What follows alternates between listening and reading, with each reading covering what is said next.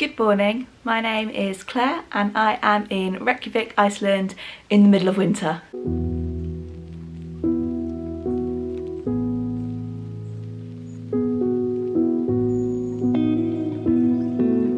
So I'm here in Reykjavik, the capital of Iceland, to see what it's like in winter, see what there is to do and see if it's worth visiting in the middle of January. It's quite literally the 15th of January, so we're in the middle of the month. And it is 7:10 in the morning. It's completely dark outside, as to be expected. I think sunrise time isn't until just before 11, although it does stay light until around 4, half 4.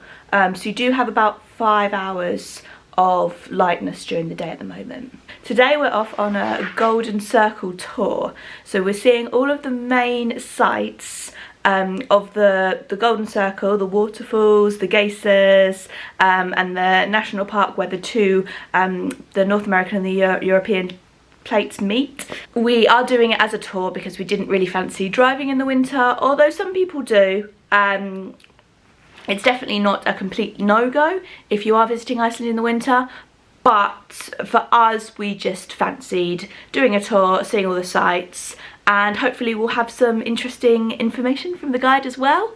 So it is minus 11 degrees at the moment and there are loads of minus 14 today. The minus 11 is the high for today. It's actually a lot colder than I thought it was going to be, because a couple of weeks ago I was looking at the weather and it was sort of around 0 and I was like, oh, that would be okay. But this is a lot colder, so I'm having to dress appropriately.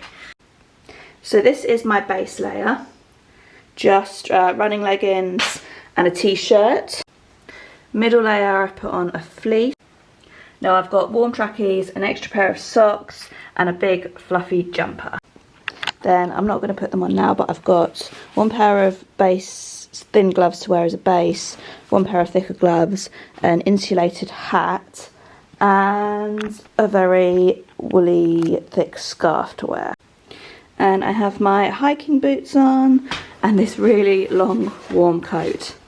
Obviously they keep their hotel rooms very warm, so now I'm feeling pretty toasty, but I think this is a good amount of layers to be outside. It's not like we're going hiking or anything. We're just sitting on a coach most of the time and then doing stops and stuff. So I think this will be sufficient, but I will definitely report back throughout the day.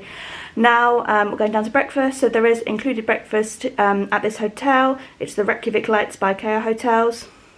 So go check that out and then we are heading off on our tour. So it's nearly 8 o'clock, still pitch black as you can see, and we're going to walk 20 minutes to the meeting point for the Golden Circle tour.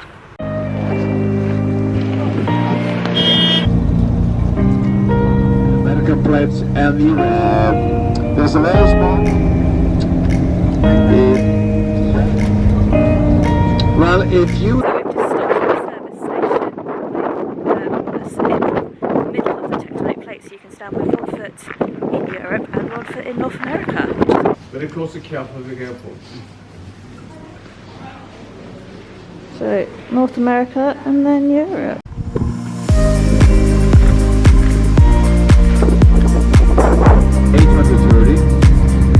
Look to the left behind these trees or see at the right hand side. Alternative people believe access is behind the bush.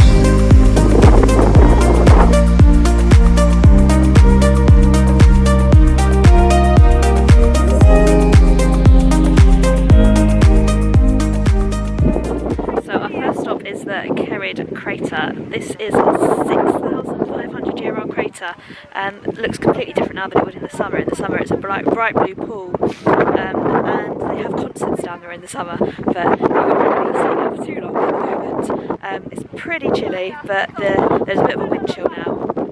But we're only stopping here for about 20 minutes, but the scenery is incredible. So you can walk the whole way around the crater, but the guide said it is very icy and he's not sure if he recommends it, and as I'm pretty clumsy I thought it was probably worth just admiring it from afar. So just walking back to the bus now. Mensen BL, iedereen heeft dat doet. Ja, niet nog weet, dat is wat je doet zo.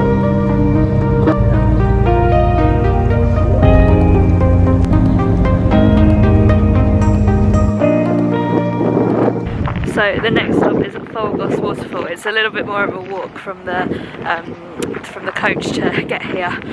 So it's right on the ridge, so it is rather windy and pretty cold, but this scenery is incredible. This is quite a famous waterfall, and I've seen loads of pictures of it from the spring and summer, but I don't think I've ever seen photos of it in the winter, and it's just the snow-covered landscape and the sun bouncing off it. It's incredible. I feel like I'm on the moon.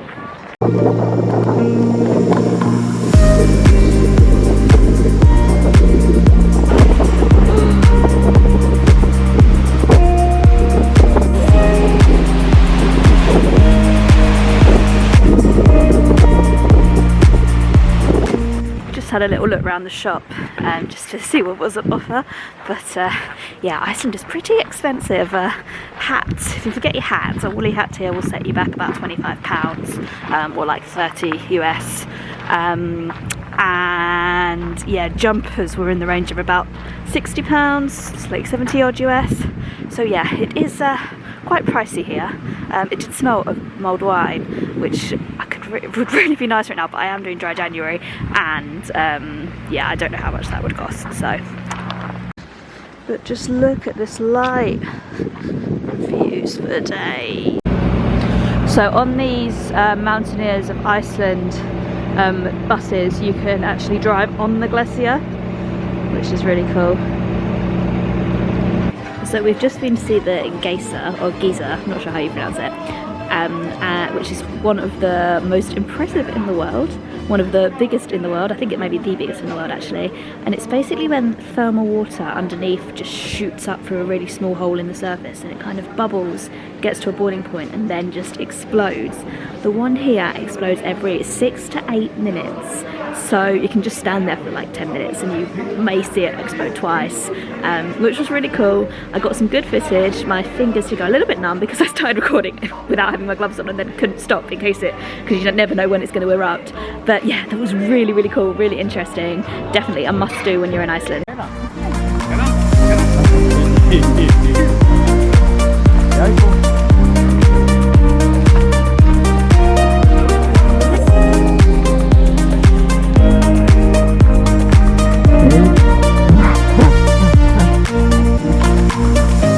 Like pure ice.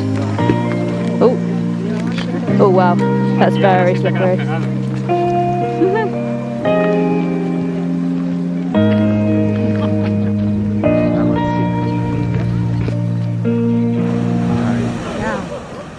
Va a salir pequeñito, pero bueno, espérate.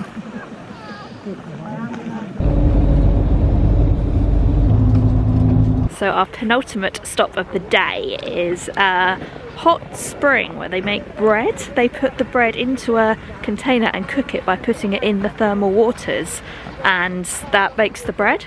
Apparently you can't buy it anywhere, you can only buy it at the cafe, which is quite a good business plan. Away here on the left hand side is the American plate. So we're in Thingvellir National Park, which is the only place in the world where you can walk between two tectonic plates. So we've got the North American plate behind me and the Eurasian plate is all the way over there.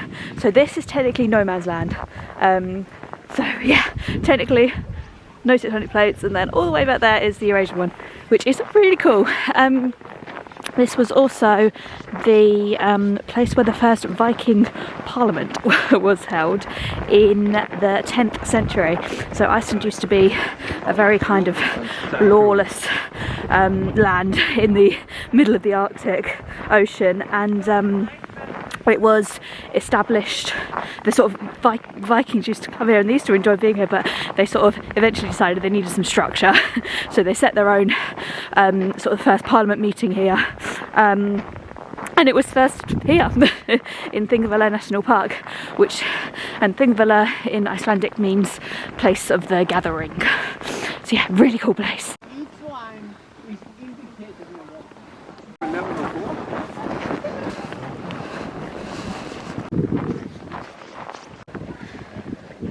America, and then no man's land, and then Europe is just over there. So the sun only properly rose today about 11 o'clock, and now it is setting again. It's about 10 to 4, so we've had around 5 hours of daylight, but the sun rises for about an hour and a half, and then it'll probably set for about an hour and a half as well.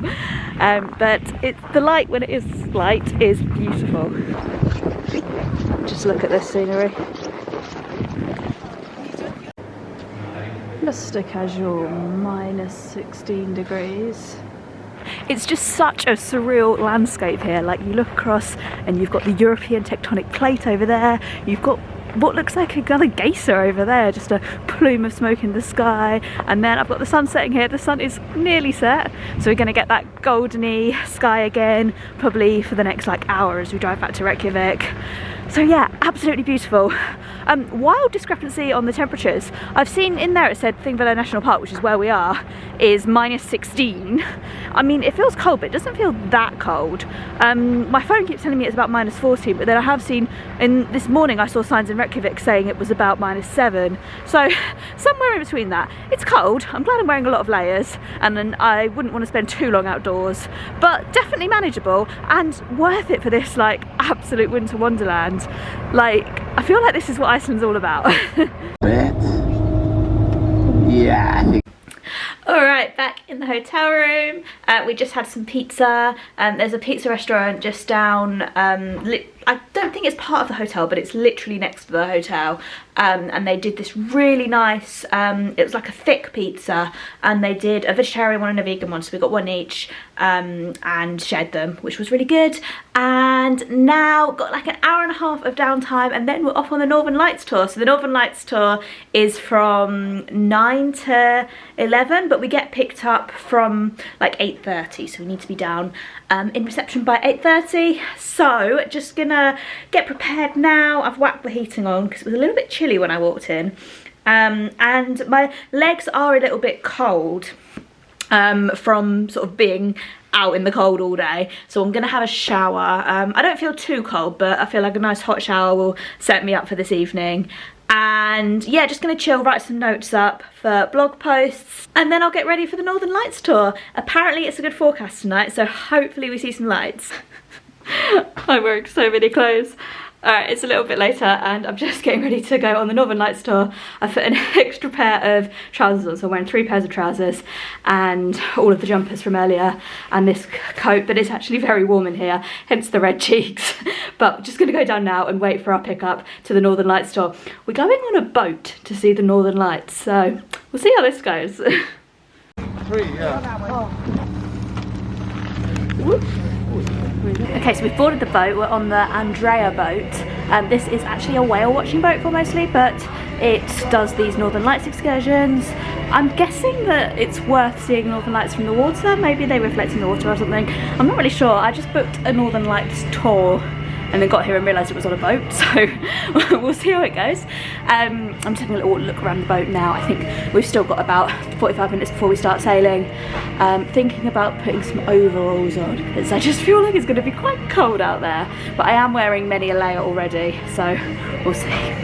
How to get an angle of the crest, there's this really bright arch.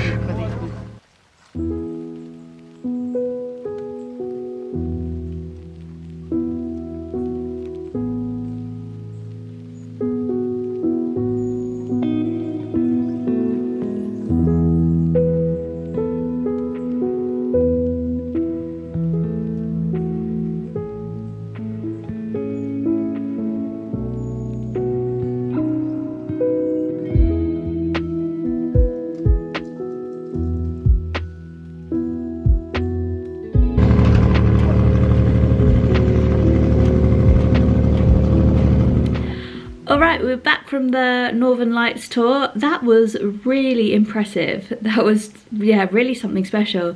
As we could see the lights in Reykjavik harbour, but then as we sort of left the harbour, obviously they got brighter and brighter because we got further away from the city lights. We got to the furthest point and we could see a lot of the green, we could see it flash a little bit and stuff, and I got some really good photos, and I mean that was amazing in itself. And then we went downstairs because we thought, you know, we thought it was going to be pretty much the same from then, and we were getting a little bit cold because this was all on the top deck of a boat.